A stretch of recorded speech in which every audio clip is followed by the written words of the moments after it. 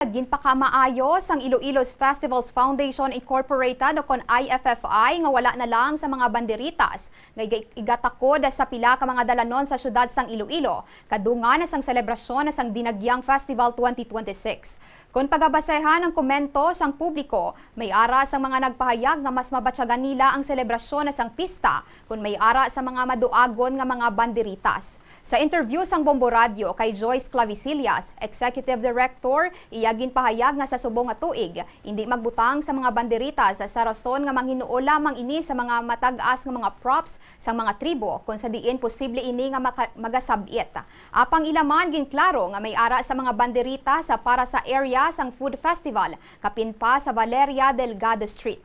Nagpahayag man ang IFFI nga magadugang lang sang banderitas ang ukon magadugang lang ang banderitas sa mga higko o kon basura sa syudad bangod sa materyales nga ginagamit ang single-use plastic. No, mas visually appealing ang aton nga mga photos and videos once wala sang no distraction no nga mga banderitas.